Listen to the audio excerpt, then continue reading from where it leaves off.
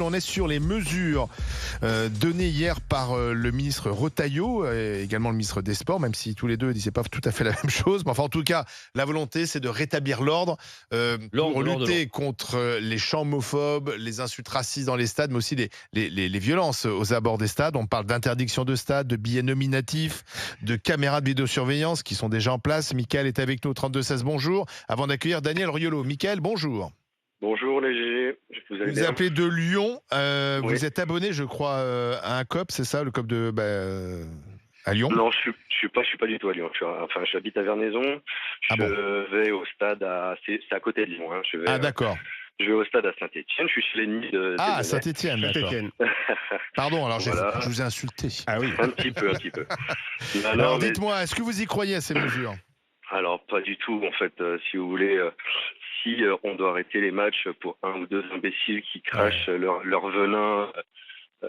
Dans les stades, ça va être très facile. Alors, bien et sûr, puis, Ils sont souvent c'est surtout, plus en fait, qu'un et deux. C'est faire payer une majorité à cause d'une minorité, d'une infime minorité. Exactement. Et puis en fait, les adversaires qui vont venir chez nous, ça va être facile.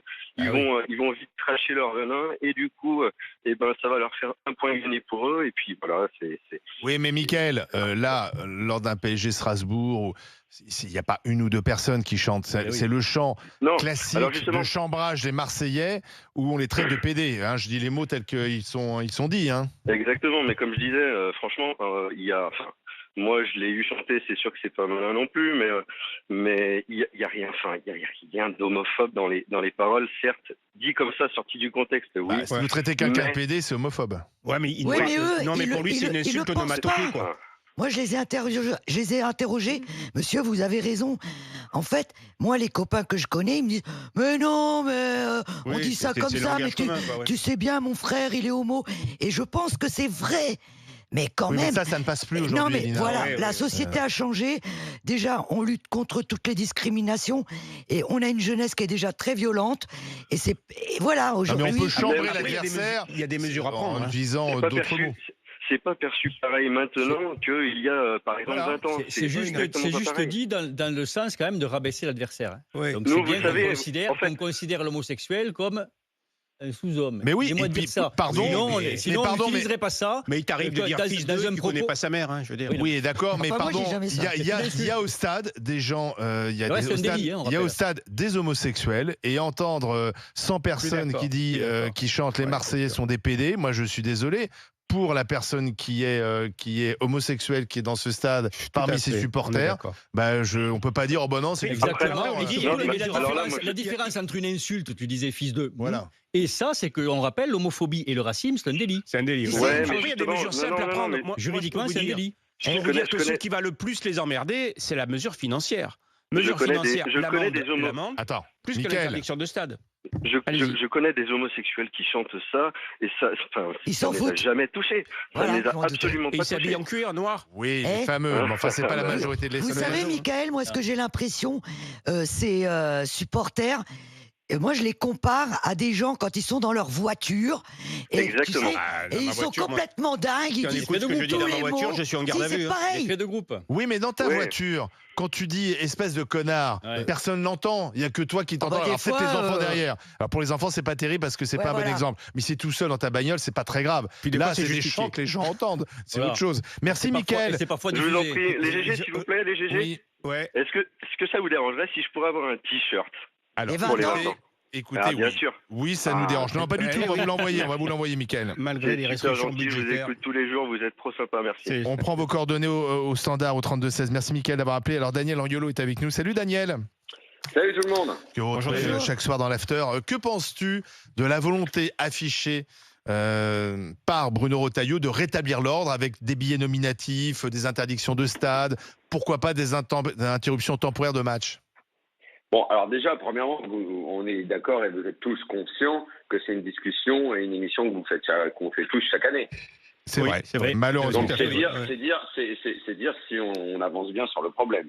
Et comme chaque année, il y a quasiment un nouveau ministre de l'Intérieur ou une nouvelle ministre des Sports et que l'un et l'autre doivent faire à chaque fois un petit tour de piste. Ils nous font leur petit numéro et ils nous font leur petit tour de piste.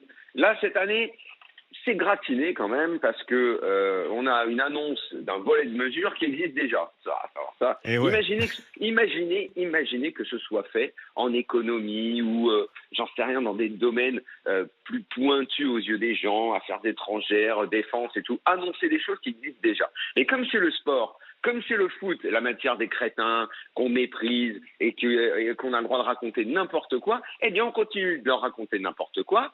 Et puis on vient faire son petit tour de cirque, son petit tour de piste médiatique, et on vient annoncer des mesures qui existent déjà. Mais c'est absolument extraordinaire. Et puis au moment d'annoncer les mesures qui existent déjà, on termine par bon alors pour ce qui concerne les chants homophobes, bon on va voir un petit peu si le pouvoir sportif peut pas régler les choses. Mais le pouvoir sportif, ça fait des années qu'il règle les choses. Et donc on a le ministre des Sports qui arrive et qui, alors lui, je sais pas d'où il est sorti, celui-là, je sais pas où on l'a Gilles trouvé, Averrousse, le maire de Châteauroux. Là, on a un prix Nobel complet. Alors lui, il sort des mesures déjà énoncées il y a au moins 10 ans, mais alors qui tombent complètement à l'eau, c'est-à-dire vider le stade, on retire des points, on fait des sanctions collectives pour 40 000 personnes, pour même 10 000, même 20 000, et quand bien même ce serait, parce que je t'ai entendu Olivier dire, dans le stade au parc, il y avait plus que la tribune qui chantait. Tu as absolument raison. Oui. Moi, dans la tribune où j'étais perso, il n'y en avait pas qui chantaient ça. Donc, il y en avait au moins 1000, il y en avait 500, mais même s'il y en avait 10, au nom de quoi ils devraient être sanctionnés même si c'est une majorité. En fait, on ne peut pas faire de sanctions comme ça n'existe pas en droit.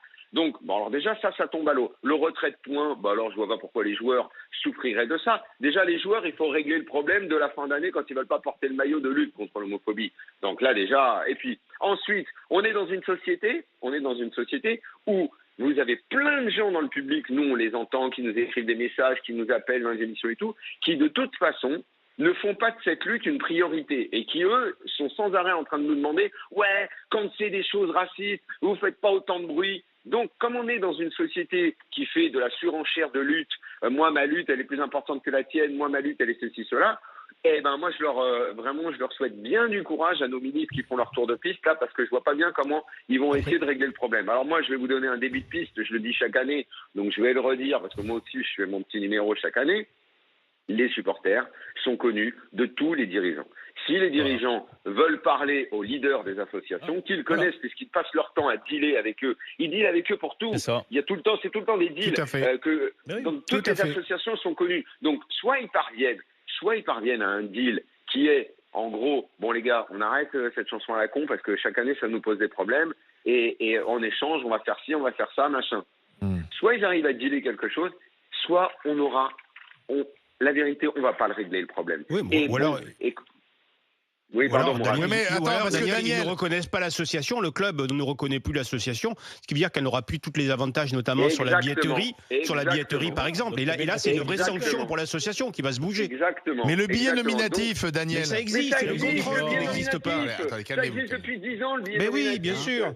Mais donc en fait, on a deux ministres qui viennent au-devant de la scène nous raconter des choses qu'on sait déjà, qu'on connaît déjà, qu'on a déjà fait. Une surprise, juste Daniel, tu disais tout à l'heure que en matière de sport, on nous sortait des choses qui existaient déjà. Je te rassure, et que si c'était dans d'autres milieux, c'est grave. Ben, je te rassure tout de suite, dans la santé, c'est pareil. Hein. Ouais. On a eu 8 ministres, et chaque fois qu'ils nous sortent un truc, ça existe déjà aussi. Oui, mais ça, c'est un classique. Hein. Parfois même, on refait voter des lois qui existent déjà. Et là où, Daniel, ce qui serait nouveau, c'est le contrôle d'identité, mais c'est impossible à mettre en place économiquement. D'abord, il faudrait que les gens arrivent 6 heures avant, et il faudrait multiplier par 4 ou 5 le nombre de stadiers. C'est pas possible. Sinon, tu vas avoir des files d'attente devant l'entrée des stades. À vous écouter, on ne peut rien faire. Moi, c'est ça qui m'énerve un peu. Olivier, ne dis pas ça parce que Mourad a complété ce que j'étais en train de dire. Il a parfaitement raison. Je reviens sur cette histoire de leader d'assos. Si en plus tu n'arrives pas à dealer avec eux et que tu leur retires les agréments qu'ils ne sont plus reconnus par le club, ce sont les dirigeants qui ont la clé. Mais il ne t'aura pas échappé, même si ça a passé partout la une de l'actu, qu'on a un président de la LFP qui est au minimum incompétent et j'irai pas plus loin. Et qui vient d'être conduit. Que les dirigeants de clubs, de toute façon, ont un problème avec ça, parce que les supporters et les associations leur sont bénéfiques pour la fameuse ambiance dans le stade, parce que ce sont des clients et des consommateurs. C'est des recettes aussi, c'est les premiers des supporters. Et au final, je vais avoir une touche un peu pessimiste, même si moi, je peux comme tout le monde être chagriné si ça offense des gens. Si tu ne règles pas ce problème, Et ben dans la société, il y a 1000 problèmes qu'on n'arrive pas à régler parfois. C'est emmerdant, mais c'est pas toujours les autorités qui peuvent le faire. Les dirigeants du foot doivent se bouger. Il peut y avoir aussi des changements de mentalité. Par un ministre qui connaît le sujet, parce que le ministre, visiblement, là, celui qu'on a trouvé là. Là, il découvre en direct. Il est complètement à côté de la plaque. Lui. Il découvre en direct. On l'a trouvé, lui. Voilà. Daniel Ariolo, merci à toi. On parlait des supporters, des groupes de supporters qui pourraient agir. Alors justement, Mathis nous appelle au 32-16, il a 24 ans, il est dans les Bouches-du-Rhône, c'est un supporter de Marseille, de l'OM. Salut Mathis. Oui, bonjour les grandes gueules. Voilà vous êtes même membre actif d'un groupe de supporters de l'OM. Vous avez entendu ce que dit Daniel, ce que dit Morad ou si Jérôme Mélina. C'est-à-dire que peut-être qu'il faut que les dirigeants de club, avec les groupes de supporters, discutent, se mettent d'accord et que les groupes de supporters fassent aussi peut-être le ménage. Est-ce que vous êtes d'accord avec ça, Mathis ? Alors déjà, je tiens à vous dire que je vous écoute tous les matins avec grand intérêt. C'est sympa. En fait, il faut commencer par... J'aimerais que ces politiques, et notamment ce ministre, se renseignent également sur les choses que font les supporters hors du stade. C'est-à-dire qu'il y a de belles idées qui sont aussi véhiculées par des supporters hors du stade. On agit avec des associations, on fait des œuvres de charité. J'ai l'impression que le mot supporter, de nos jours, est associé toujours à ce qui est mauvais. Ouais. Alors après... contacter, qui est le contact entre les dirigeants, les leaders des groupes, les capots, etc. Ça, les contacts, ils les ont, c'est déjà fait, c'est sûr. Après, les idées racistes, déjà à Marseille, vous les enlevez parce que je n'ai jamais entendu en des années de supporterisme en virage depuis quelques années et en tribune avant des chants racistes à Marseille. Parce que la tribune, c'est un melting pot, c'est bien.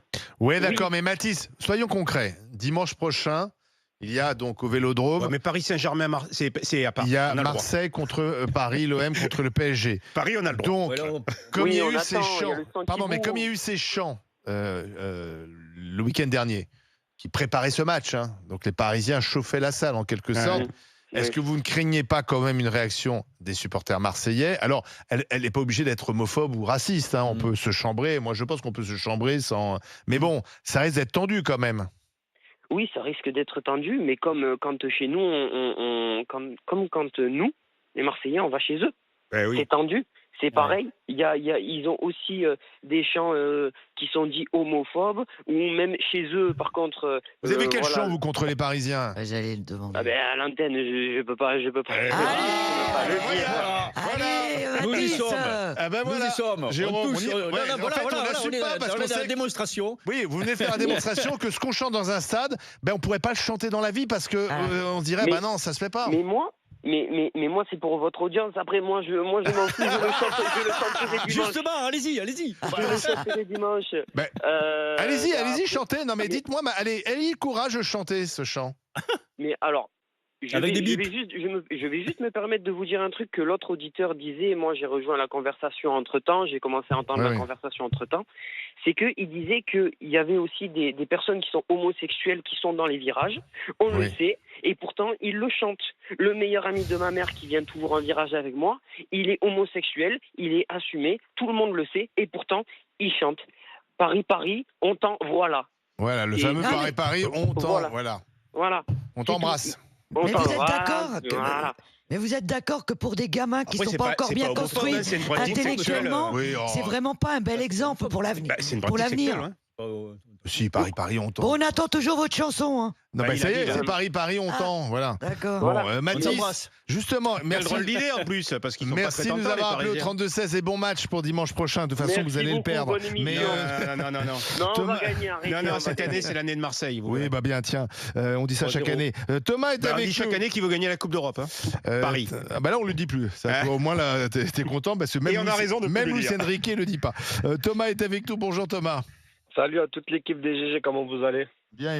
Alors, Thomas, c'est intéressant de vous entendre parce que vous êtes présenté au Standard. Vous dites, moi, je suis supporter, je fais partie des winners à Marseille, mais je suis aussi homosexuel. Tout à fait. Alors, est-ce que justement, vous, lorsque vous entendez ces chants, est-ce que vous vous sentez visé ? Est-ce que ça vous blesse ? Non, parce que moi aussi, je les chante. Ah, vous les chantez ? Bien sûr. T'as pas de chance. Mais bien sûr que je les chante. Au bout d'un moment, il faut arrêter de dire que c'est des chants homophobes. Ce n'est pas des chants homophobes, c'est des chants qui sont là depuis des années dans les virages. L'un n'empêche pas l'autre. Comment ? L'un n'empêche pas l'autre. C'est pas parce qu'on chante depuis des années un chant homophobe qu'il n'est pas homophobe. Mais il y a des années, ça posait pas problème. Et là, ça fait quelques temps que maintenant, ça y est. Oui, mais la société change. La société a changé, oui. On est sans cesse en train de taper sur les groupes d'ultra, que ce soit pour les fumigènes, que ce soit pour les chants, etc. Pour les banderoles, il y a tout le temps quelque chose à dire sur les ultras. Au bout d'un moment, il faut laisser aussi les ultras vivre de leur passion. Toutes les semaines, on attend le week-end pour voir jouer notre équipe, pour aller au stade, pour chanter, pour se défouler. Déjà, on a une vie qui est, voilà, la vie coûte cher, c'est stressant, le travail, etc. On veut aller au stade pour se défouler, et même là, on nous tape encore dessus. Thomas ? Là, en fait, moi, je me sens pas visé. Donc, vous êtes en train de nous dire, foutez-nous la paix. Non, mais attends, Thomas, si je vous dis quand vous dites ça, vous visez pas spécialement la communauté homosexuelle, mais que vous avez simplement envie de vexer des supporters ou de vexer à travers une insulte qui est un peu qui est olé olé, je le reconnais, mais qui cherche juste la vexation et en aucun cas attaquer une communauté. J'essaie de trouver. Oui, mais Mouad, le fait qu'on pense humilier l'adversaire en le traitant de PD, ça veut dire qu'on estime qu'être homosexuel, c'est quelque chose d'inférieur. Donc c'est ça qui est homophobe. Et c'est ça qu'il faut faire comprendre. Thomas, vous êtes d'accord avec moi qu'en 2024, enfin depuis quelques années maintenant, surtout depuis les réseaux sociaux, que chez les adolescents, il y a des personnes qui meurent parce qu'ils pensent que être homosexuel, c'est une maladie et que c'est très grave. Mais ça, le foot qui va régler ça. J'en suis conscient parce que moi, étant plus jeune, je l'ai mal vécu. Mais étant plus jeune, je l'ai mal vécu. Après, voilà, j'ai été accompagné formidablement par mes parents. Mes parents ont toujours été à mes côtés là-dessus. Ils m'ont toujours fait comprendre. C'est ce qui est le plus important, c'est bien sûr. T'es pas différent des autres. C'est comme ça, t'es comme ça. Bah oui, bien sûr. Bien sûr. Mais là, vous avez eu des parents qui ont été ouverts et qui vous ont accompagnés. J'ai des amis où, leurs parents leur ont tourné le dos, ils n'ont plus de nouvelles de leurs parents aujourd'hui, etc. Leur famille leur ont tourné le dos. Et ça explique parfois des suicides. Et quand vous êtes au stade, vos copains, enfin ceux avec qui vous le chantez, ils savent que vous êtes... Mais tout le monde le sait. Il assume, Thomas. Ouais, très bien. Bravo. Bien évidemment. Et même des fois, j'en rigole Bravo. Et même des fois, dans les tribunes, j'en rigole quand on chante le fameux Paris, machin. Ah oui, comme ils savent quand même que ça vise les homosexuels, le fameux Paris, on tend. Mais non, ça visant. Ils ne savent pas. Je sais pas, moi dans une bagarre, j'ai déjà battu, j'ai déjà dit je vais t'enculer. C'est pas pour autant que c'est peut-être pas dans le sens. Voilà, c'est pas dans le sens. Voilà. Merci Thomas. Merci Thomas pour votre spontanéité et puis votre franchise aussi. Merci Thomas d'avoir appelé au 32-16. On a demandé sur le compte X des GG, est-ce que ces mesures annoncées par les deux ministres, donc la billetterie nominative, la suspension provisoire des matchs, les policiers aussi en civil dans les stades, en tribune, est-ce que tout ça, ça va dans le bon sens, ça va éradiquer la violence et les chants homophobes, oui ou non? Voilà, c'est non. Hein. Donc non, rien ne va changer. Vous dites rien va changer à près de 74% des votants.